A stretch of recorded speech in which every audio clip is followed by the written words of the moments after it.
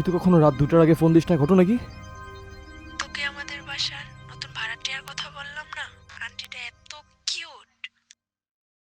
কই ভাবলাম তুই আন্টির মেয়েকে নিয়ে কথা বলবি, আর তুই আন্টিকে নিয়ে লাফাচ্ছস।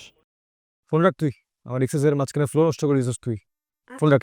শোন না, হ্যাঁ, আন্টির একটা মেয়েও আছে। আন্টি কিউট, তার মেয়েও কিউট হবে, এটাই তো স্বাভাবিক। ভালোই তো।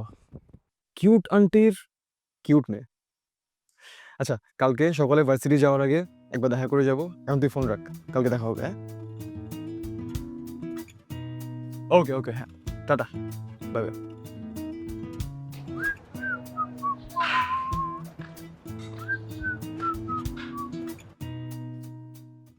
এত দেরি করলে হয় নাকি? সব সময় দেরি করে।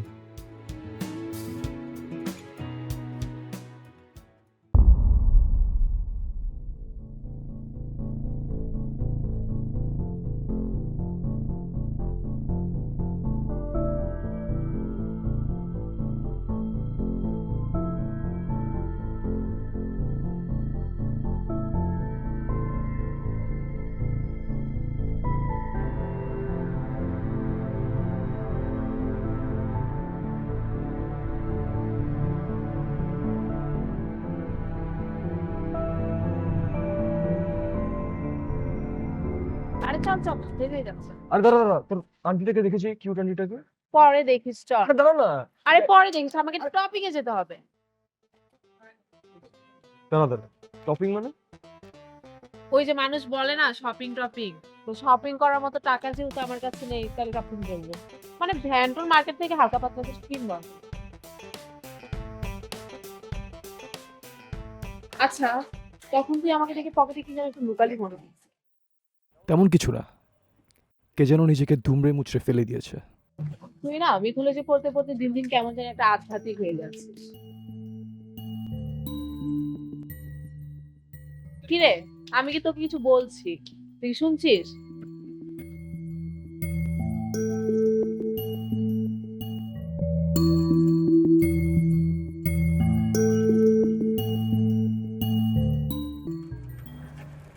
এই মামা, তোকে আমাদের ক্লাসে লিজা রাত্রের কথা বলেছিলাম না? ওদের রিলেশনশিপটা ইদানিং ভালো যাচ্ছে না, খুবই ঝামেলা চলছে। আমার মনে হয় না রিলেশনশিপটা বেশি দিন টিকবে। কিন্তু লিজারের ব্যাপারটা কি করি বলতো? ও তো প্রতিদিন কল করে কান্নাকাটি করে। আমি আর কত সেট আপ করাবো ওদের? এই হাত আমার আমি আর মুঠোয় থাকবে পারছি না। মৃত্যুর ওপার পর্যন্ত, ধীরা। আমার কি করা উচিত আমি কিছুই বুঝতে পারছি না। হীরা, মামা, থামেন।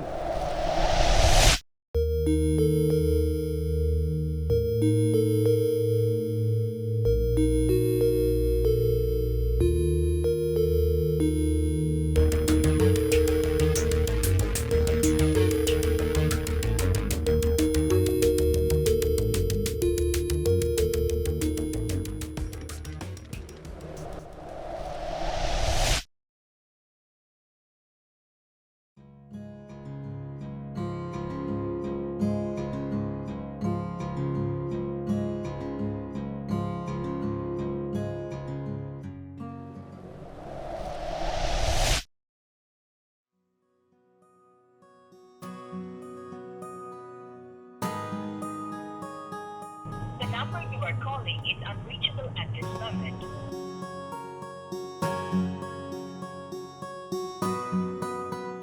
The number you are calling is unreachable at this moment.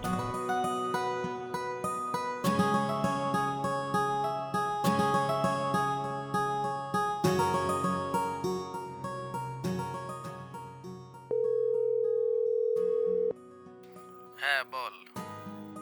আচ্ছা, শ্রাবণী কি তোর ফোন দিয়েছিল?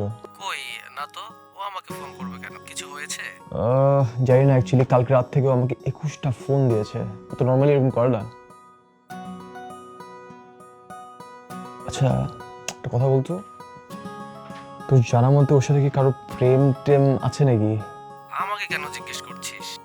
তোরা দুজনেই সবসময় আঠার মতো লেগে থাকিস, আমি কি করে ওর প্রেমের সম্পর্কে জানবো? আমি ওর বাসায় যেয়ে খোঁজ নিচ্ছি। রাখলাম, কিপ মি আপডেটেড। হ্যাঁ, ও।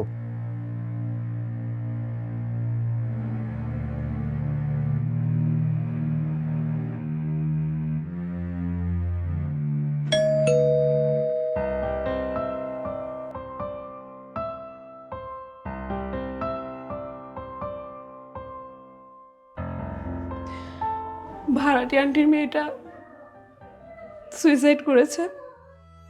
হীরা,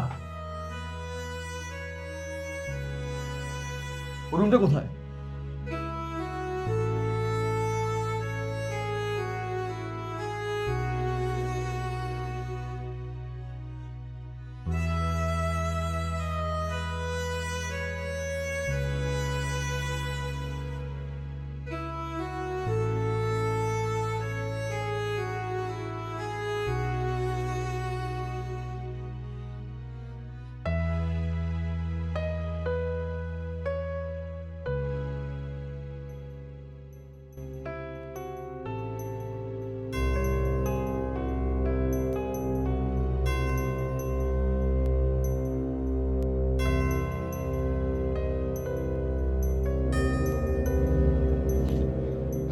শূন্যতা কি এতটা ভারী হতে পারে?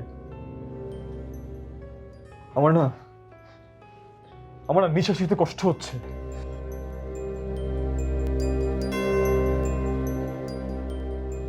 এই যে এখানে বসেই ও নিশ্চয়ই লিখতো, তাই না?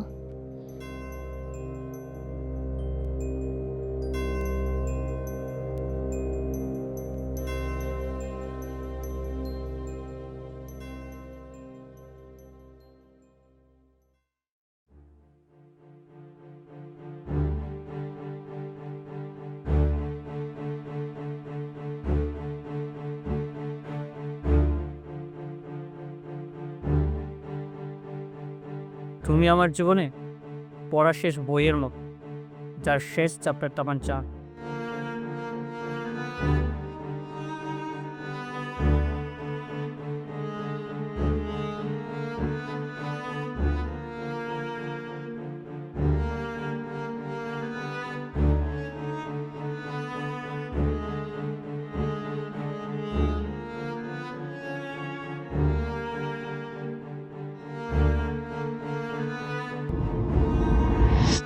তোমাকে আমার অসহ্য লাগছে জাস্ট। চলো আয়াত, এখানে মরা মানুষের গন্ধ পাচ্ছি।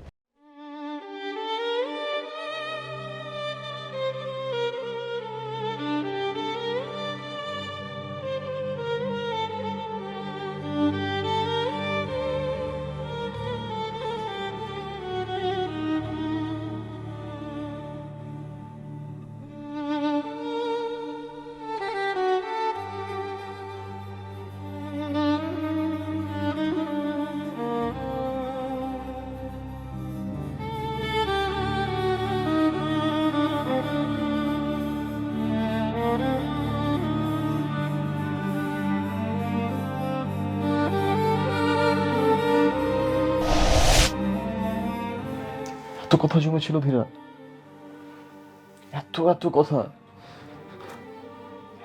কথা, অক্ষর থেকে কলম পর্যন্ত পৌঁছাতে পারলো না। সব সাদা হয়ে গেল।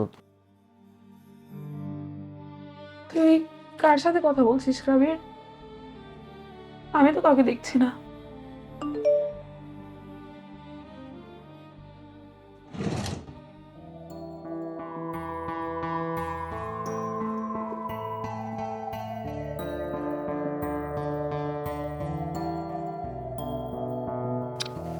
মাই লাভ সাদিক,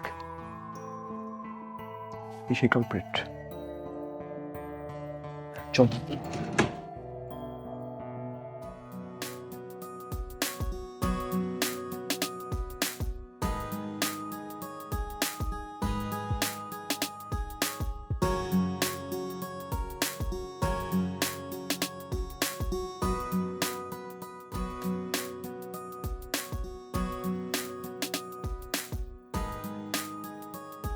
সাদিক,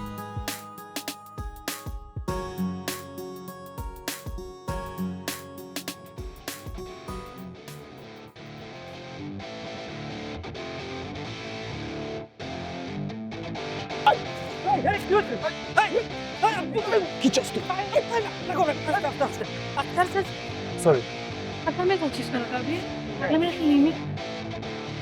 চল এখান থেকে।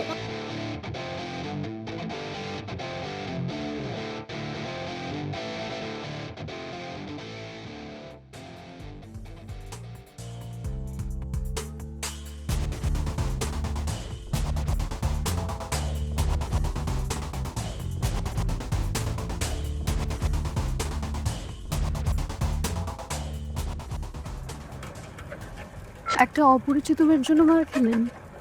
কি প্রয়োজন ছিল? প্রয়োজন? মানুষ কি সবকিছু প্রয়োজনের জন্য করে ধীরা? তাই তো। প্রয়োজন ছাড়া আজকাল মানুষ কিছু করে নাকি?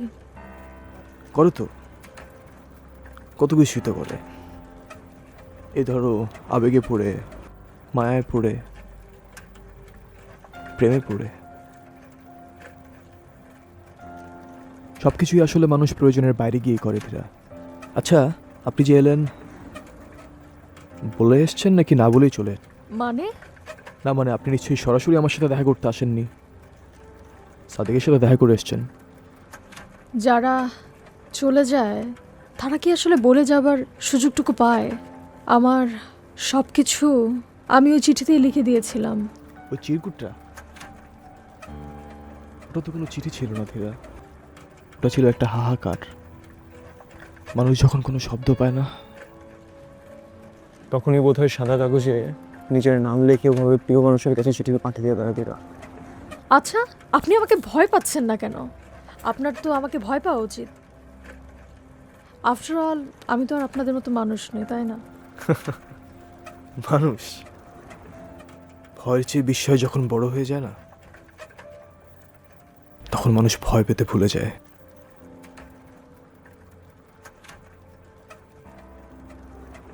তোমার চোখে যে বিষণ্ণতা, ওটা কোনো মৃত মানুষের হতে পারে না ধীরা, শুধুমাত্র সেই মানুষের যে বাঁচতে চেয়েছিল কিন্তু তাকে বাঁচতে দেয়া হয়নি ধীরা।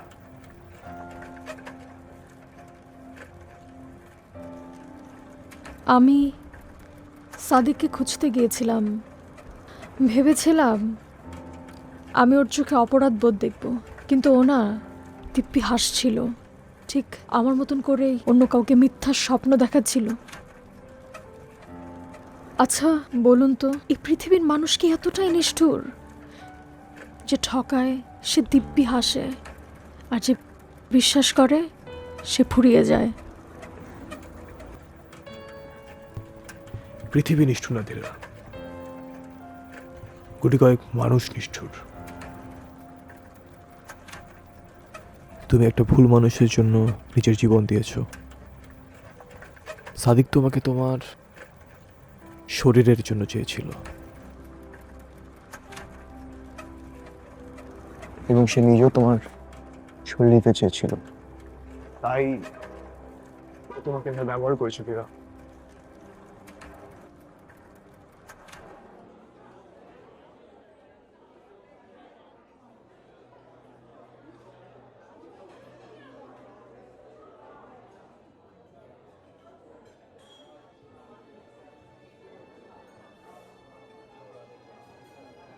তোমার কি কোথাও যাবার তাড়া আছে? 15 মিনিট হলো আসলাম, অথচ একবার তাকালেও না। তাকালে কি নতুন কিছু দেখবো? সেই তো তুমি, পুরনো তুমি। তোমার কিছু বলার থাকলে বলো, আমার ফ্রেন্ডটা ওয়েট করছে। ফ্রেন্ডরা নাকি অন্য কেউ? কাল তো রাত 3টার আগে তোমাকে পাওয়াই যায়নি। আমার করা মেসেজগুলো আনসিন অবস্থায় পড়ে থাকে। রিলেশনশিপ মানে কি 24 ঘন্টা ডিউটি দেওয়া? তোমার এই ইনসিকিউরিটি দিন দিন অসহ্য হয়ে যাচ্ছে ধীরা। এটা ইনসিকিউরিটি না সাদিক, এটাই লজিক। তোমার ফোনের ওয়ালপেপারটা বদলেছো, আমার দেওয়া ব্রেসলেটটা হাতে পড়ছো না।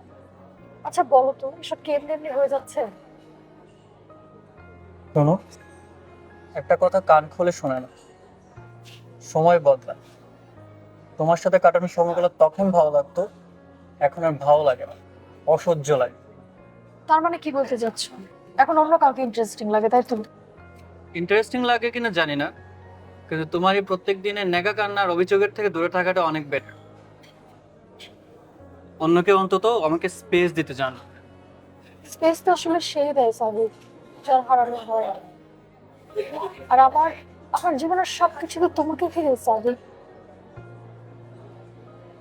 তুমি নিজেকে একটা মানুষের অভ্যাসে পরিণত করে ওকে মাঝ ভরে ছেড়ে যেতে পারো। অভ্যাস না, বদ অভ্যাস।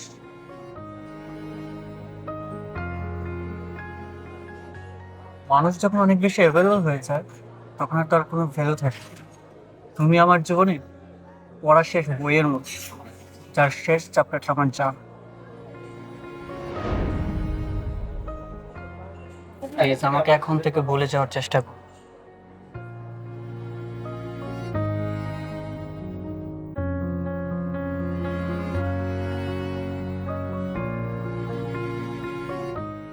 আপনি মানুষটা খুব অদ্ভুত। আমার মতন একটা অপ্রয়োজনীয় মানুষের জন্য আপনি মার খেলেন, অপমানিত হলেন। লাভ কি হল?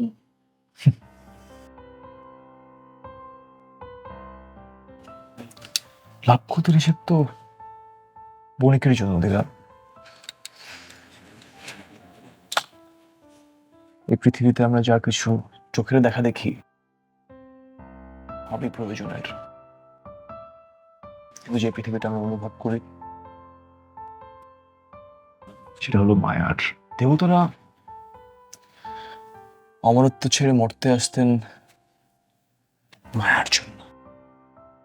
মায়া কি মানুষকে এতটাই অন্ধ করে দেয় যে মানুষটা আমাকে ডাস্টবিনের কাগজের মতন ছুঁড়ে ফেলে দিল, আপনি তাকে শিক্ষা দেওয়ার জন্য লড়ছেন? সাদিক তোমাকে ছুঁড়ে ফেলেনি ধীরা। সাদিক আসলে নিজের ভেতরে থাকা সৌন্দর্যটাকে হারিয়ে ফেলেছে। অন্ধ মানুষ যেমন সূর্য আলো দেখতে পায় না বলে সূর্য মিথ্যে হয়ে যায় না, সাদিকও তেমনি তোমার পবিত্রতা বুঝতে পারেনি বলে তোমার দাম কমে যায়নি। হীরে যখন কয়লা খনিতে থাকে তখন কয়লা তাকে চেনে না। দোষটা কি হীরার? আপনি তো সহজ করে সব বলেন কেন? মনে হয় যেন আমার সব অপমান ধুয়ে যাচ্ছে। এই যে তুমি আমার পাশে এসে বসলে, এটা কোনো আত্মা বা অশরীরী কিছু, এটা হলো স্রেফ অধরা ভালোবাসা। মানুষ যখন কাউকে খুব বেশি করে চায় কিন্তু পায় না, তখন সেই হাহাকারটা মহাবিশ্বে প্রতিধ্বনি হয়ে ফিরে আসে। আমি কিন্তু সেই প্রতিধ্বনিটা শুনতে পাচ্ছি। জানেন কবির, সাদিকের সাথে এই 3 বছরে আমি যত কথা বলেছি তার চেয়ে এই কয়েকদিনে আপনার সাথে কথা বলে আমার নিজেকে অনেক বেশি দামি মনে হচ্ছে। আমি যখন আপনার সাথে কথা বলি তখন আমার এক মুহূর্তের জন্য মনে হয় না যে আমি মরে গেছি। আমার মনে হয় আমি কেবল নতুন করে জন্মালাম। জন্ম আর মৃত্যু তো কেবল শরীরের ধর্ম ধীরা, কিন্তু অনুভূতির কোনো মৃত্যু নেই।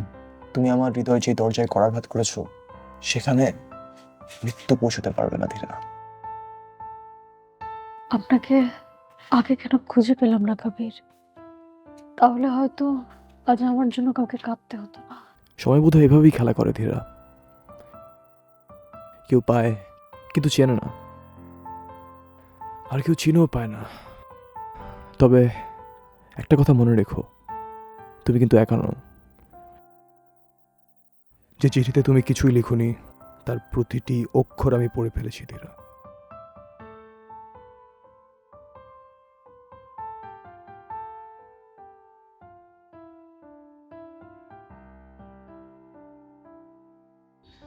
মন খারাপ করলে সরি, আমি বাস্তবতাটা বলেছি। তুমি আবার এসো, কিন্তু তুমি না এলে আমার নিজেকে অপরাধী মনে হবে।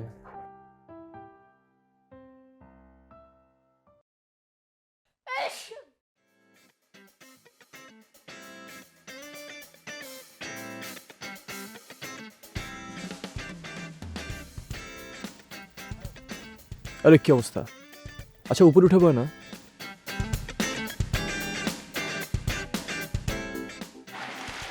উপরে উপরে কেন? ধীরা আসবে। ধীরা ধীরা আসবে কোত্থেকে? আরে আসবে, ট্রাস্ট মি। তুই যা উপরে উঠ, বয়। ধীরা কোথায়?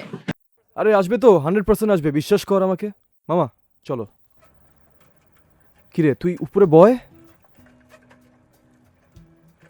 মামা দাঁড়াও। ধীরা আসো।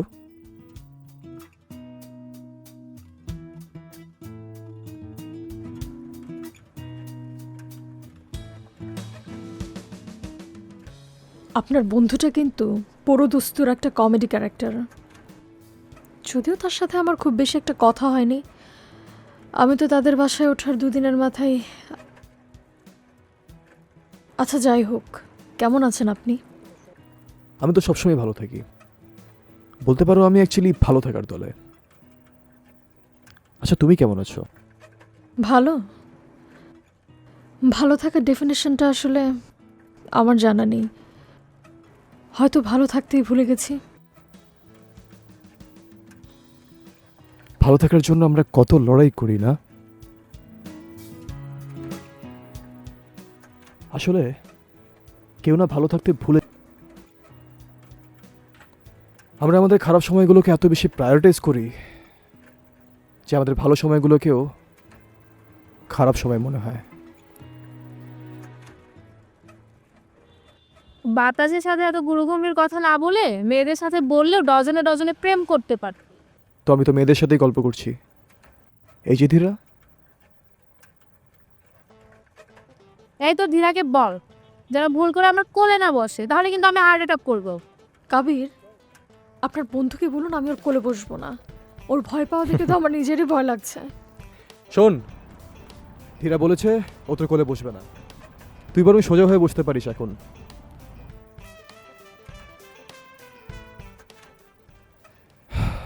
জানো ধীরা, মানুষ কেন অদৃশ্য জিনিসকে ভয় পায়? কারণ তারা জানে না যে একটা শরীরের চেয়ে একটা আত্মার ওজন কতটা বেশি। একটা মিথ্যে শরীরের চেয়ে একটা সত্য ছায়া অনেক সুন্দর। হ্যাঁ সুন্দর, খুব সুন্দর। তুমি এখন ছায়ার সাথে বসে বাসর করো আর আমি মাঝখানে বসে। আয় চুপ কর তো তুই। রিক্সাটা থামা।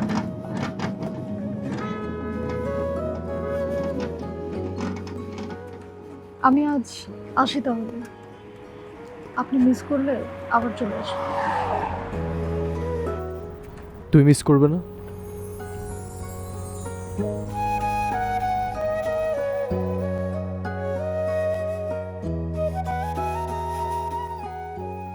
ভূতেরা তো কিউট হয়, জানতাম না।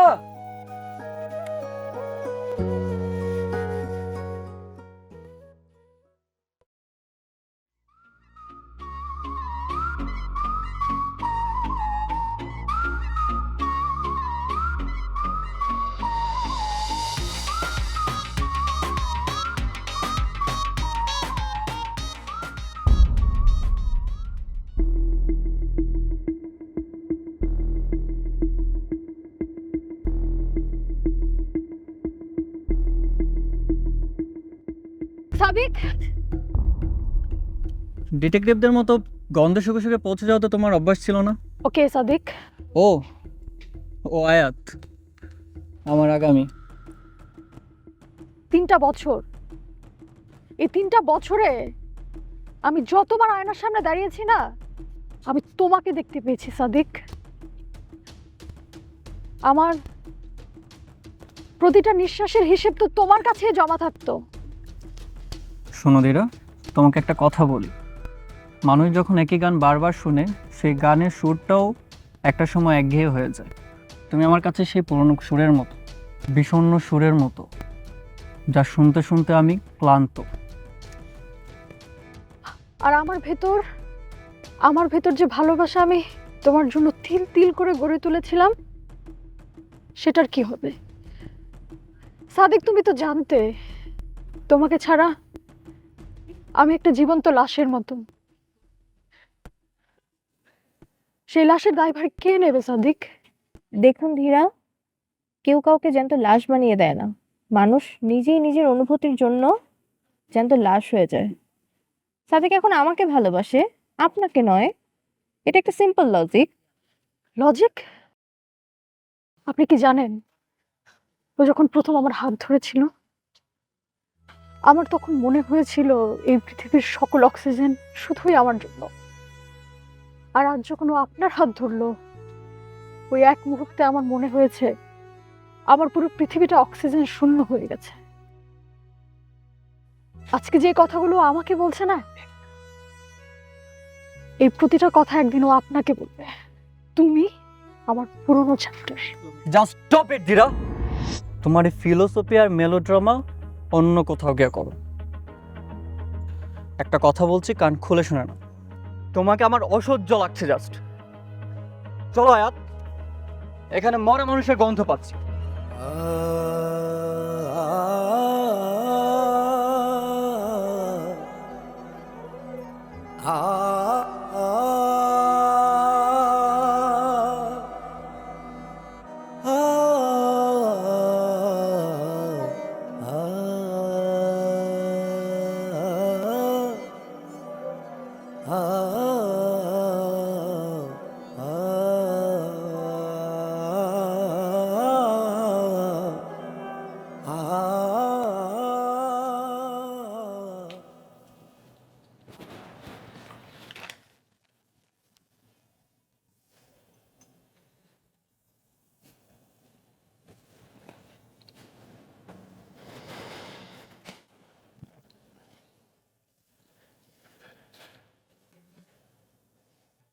তুমি কি জানো ধীরা,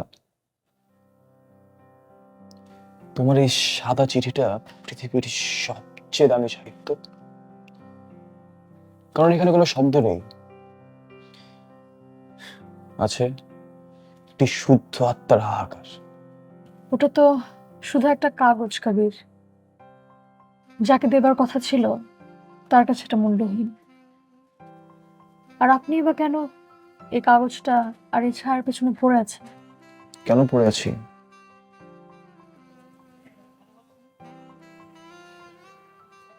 কারণ আমি যে তোমাকে ভালোবেসে ফেলেছি ধীরা। ভালোবাসেন?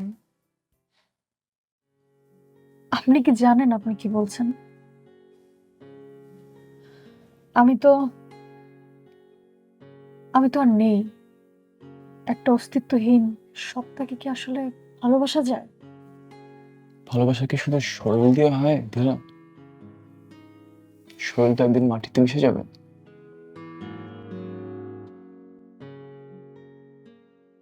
আমি ভালোবেসেছি তোমার এই শূন্যতাকে, তোমার হাজারো লক্ষ না বলা কথাগুলোকে ধীরা। সাদিক তোমায় স্রেফ ব্যবহার করেছে, কিন্তু আমি তোমাকে অনুভব করেছি ধীরা।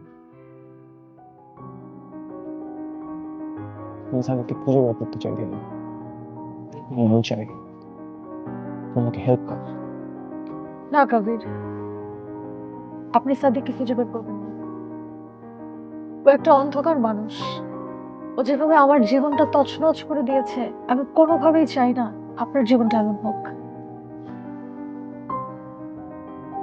প্লিজ, আপনাকে ছেড়ে দিন। ছাড়বো না। আমি ওকে মারবো না ধীরা। আমি শুধু ওর সামনে যেতে চাই, ওর চোখের দিকে তাকিয়ে এই সাদা চিঠিটাকে এগিয়ে বলতে চাই যে দেখো সাদিক, তুমি কি হারিয়েছ। আমি চাই ও জানো ও তোমাকে ধোকা দেয়নি, ও তোমাকে খুন করেছে ধীরা। এই সমাজ যতই বড় এটা আত্মহত্যা, আমি মানি না। ও একটা খুন, তোমার বিশ্বাসের খুন করেছে ধীরা। ওকে তো বুঝবে কবির, ওর হৃদয় তো পাথরের তৈরি। কিন্তু পাথরের বুকে তো ঘাস জন্মায় ধীরা। আমি ওর বুকের ভেতরে অপরাধ বোধের বীজটা বুনে ফেলতে চাই ধীরা। আমি চাই সারা জীবন ওই সাদা কাগজের ভার বয়ে বেড়াতে। তুমি শুধু আমাকে ওর ঠিকানাটা দাও। সাদিক আর আগের জায়গায় থাকে না কবির। ও নতুন ঠিকানা আর নতুন শিকার করছে। আমি আপনাকে সেখানে নিয়ে যাব।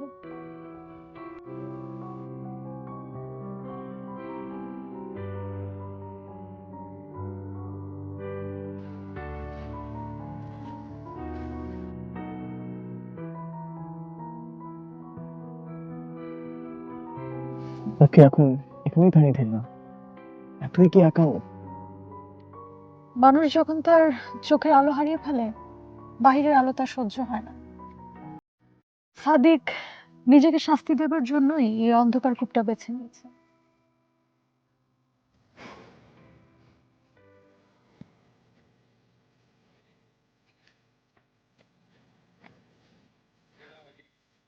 আমি নিশ্চিত ওর ভেতর নেই। ওর অস্তিত্ব তো এই ঘরের ভেতর না কাবির, ওর অস্তিত্ব এখন প্রতিটা পাথরে পাথরে।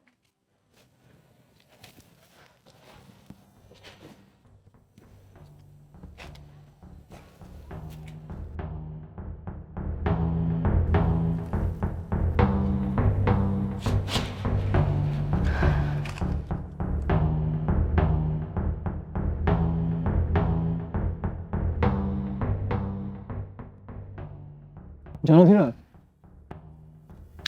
আমি কল্পনা করতাম সাদিক বোধহয় খুব দামি কোনো পারফিউম মাখে, খুব দামি কোনো গাড়িতে চড়ে, কিন্তু এখানে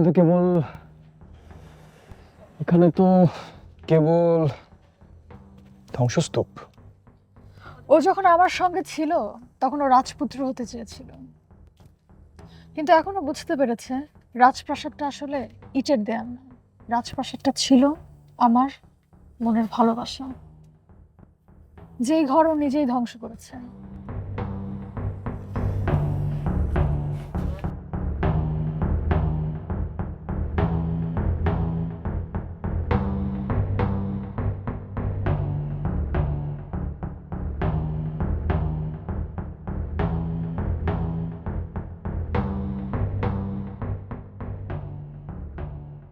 এটা এখানেও নেই,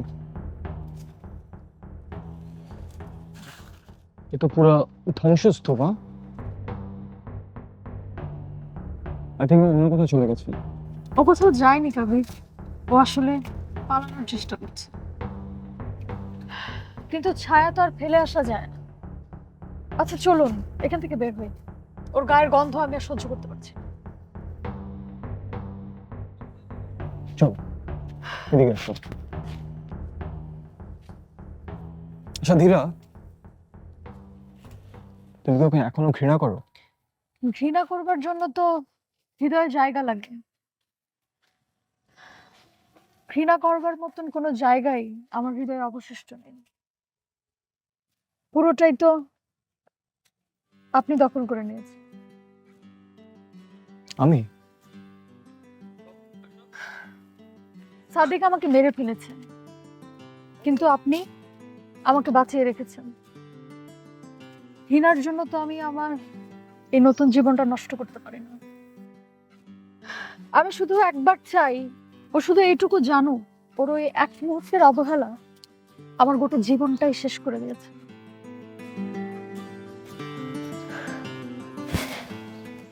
ও জানবে ফেরা, ও জানবে। ও আজ নেই তো কি হচ্ছে, আমি ওকে খুঁজে বের করবোই ধীরা। অপরাধীরা অপরাধের শাস্তি পৃথিবীতে না পেলেও অনুশোচনা বোধ ওদের পিছু ছাড়ে না কখনো ধীরা। আমি ওকে খুঁজে বের করবো।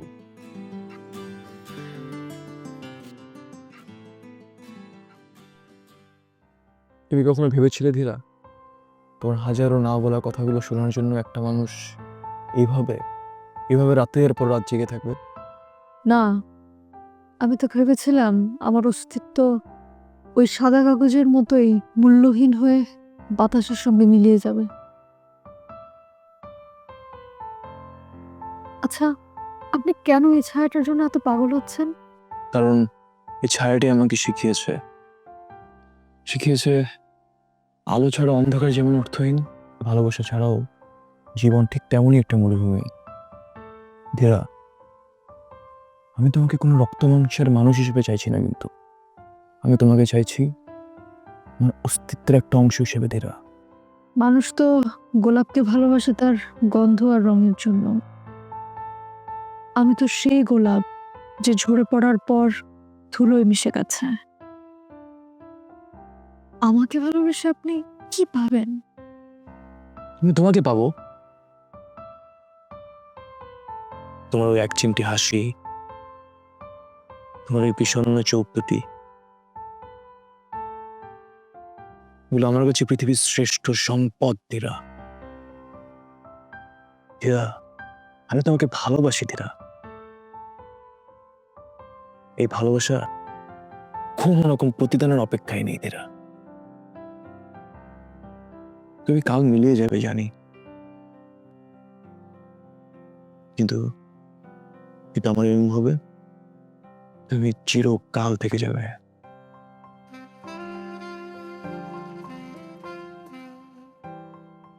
আজ যদি আমি বেঁচে থাকতাম কবির,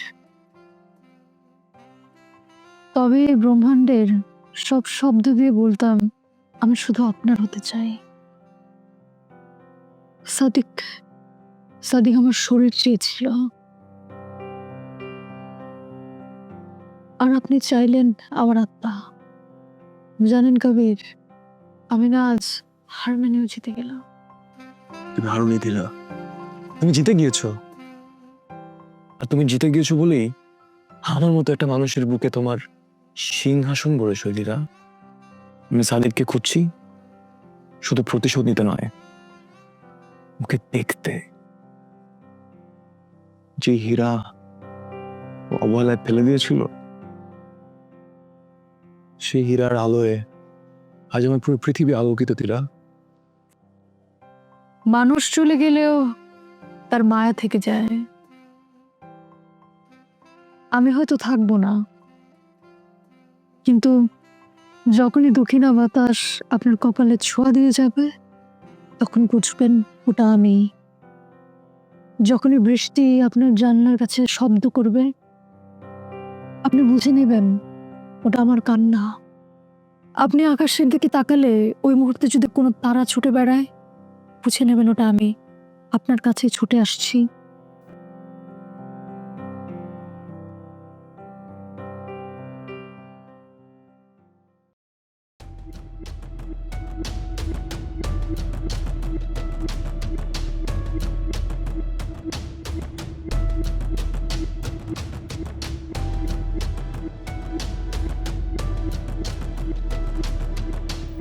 সাদিক, কে কে আপনি? এখানে কি চান? পুলিশ? আমি পুলিশ না, আমি ধীরার। ধীরা?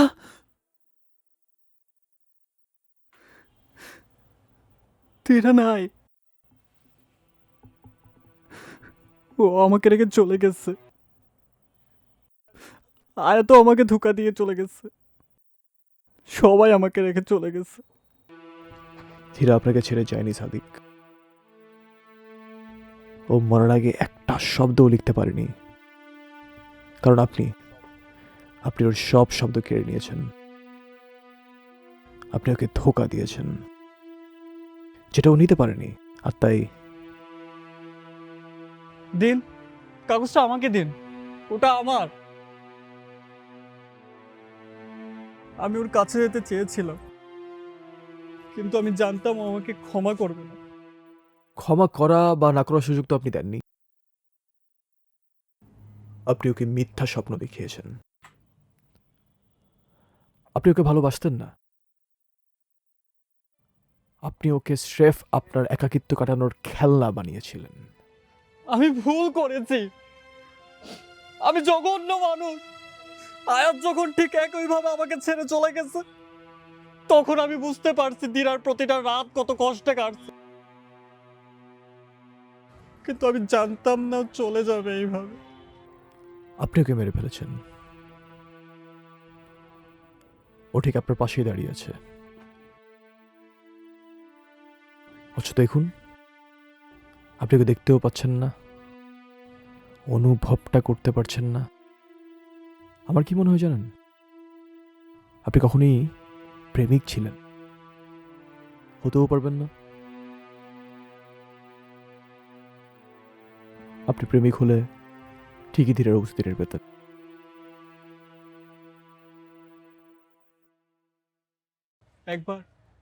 একবার একটু বলুন না দিরাকে আমার সাথে কথা বলতে। আমি শুধু একটু কথা বলতে চাই ওর সাথে, একটু কথা বলতে চাই।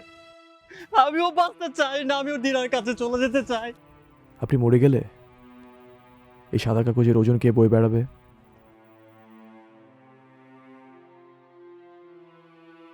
আপনি মরে গিয়ে নয়, বরং বেঁচে থেকে উপলব্ধি করুন আপনি কি হারিয়েছেন।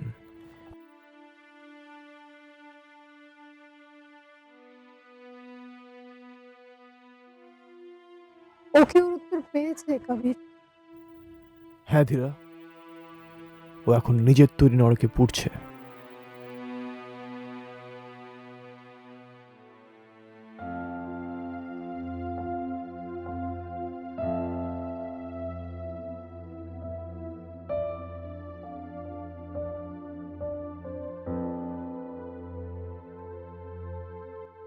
ভোরের আলোটা কি অদ্ভুত, তাই না? এটা যেমন একটা দিনের সূচনা ঘটায়, তেমনি একটা রাতের সমাপ্তিও ঘোষণা করে। কবি, আমারও সমাপ্তির সময় হয়ে এসেছে। সমাপ্তি কি সবসময় হতে হয় ধীরা?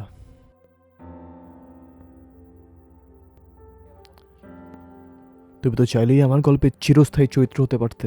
আমি তো থাকবোই কবির, তবে ছায়া হয়ে নয়। কবির, এ প্রজন্মের মানুষগুলো না খুব দ্রুত সবকিছু পেতে চায়, আবার খুব দ্রুতই সবকিছু হারিয়েও ফেলে। তারা না ভালোবাসতে জানে, কিন্তু তারা আগলে রাখতে জানে। এরা না ভুলে যায় একজনের অবহেলা মানেই তো সবার জীবনের সমাপ্তি হতে পারে না। আমি কি এই প্রজন্মকে এই কথাটা বুঝাতে পারবো?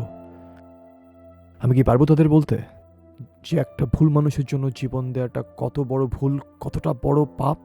আপনাকে পারতেই হবে। আপনি তাদেরকে বলবেন ভালোবাসা না মানুষকে মারার জন্য নয়, ভালোবাসা মানুষকে বাঁচার অনুপ্রেরণা দেয়। যে ভালোবাসা মানুষকে আত্মহত্যার দিকে ঠেলে দেয় সেটা কখনো ভালোবাসা ছিল না। সেটা ছিল একটা মোহ, একটা আবেগ। আপনি তাদেরকে শেখাবেন নিজের অস্তিত্ব চেয়ে দামি এই পৃথিবীতে আর কিছুই নয়। যে মানুষটা আপনাকে ছেড়ে চলে যায় সে কখনো আপনার যোগ্য ছিল, কিন্তু আপনি তো আপনার জীবনের যোগ্য, তাই না? তোমার এই চলে যাওয়াটা কি খুব বেশি জরুরি? আমি তোমাকে ছাড়া এই শূন্যতা কিভাবে সইব ধীরা? শূন্যতা কোথায় কবির? আপনি যখনই আয়নার সামনে দাঁড়াবেন আপনার চোখে আমাকে দেখতে পাবেন।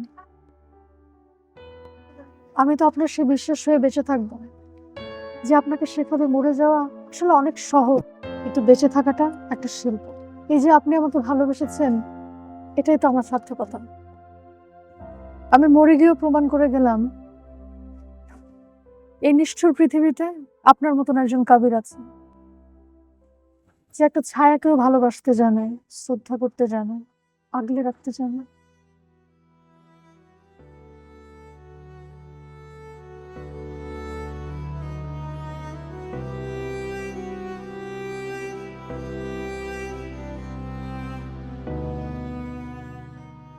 ভালো থাকবেন কবির। কারো উদ্দেশ্যে উড়ো চিঠি লিখবেন না, বরং কারো জীবনের প্রথম অধ্যায় হওয়ার চেষ্টা করবেন। আমার মতো যে ধীরারা এখনো সুইসাইড করেনি, আপনি তাদের উদ্দেশ্যে চিঠি লিখবেন। সুইসাইড কখনো একটা জীবনের সমাধান হতে পারে না, বরং এটা অনেকগুলো জীবনের সমাপ্তি ঘটায়। বিদায় কবির। আমিও বোধহয় আপনাকে ভালোবেসে ফেলেছিলাম। আমার না নিজের প্রতি অনেক ঘৃণা হচ্ছে, জানেন? কেন বেঁচে থাকলাম না, কেন আপনার এই ভালোবাসাটুকুর জন্য অপেক্ষা করলাম না।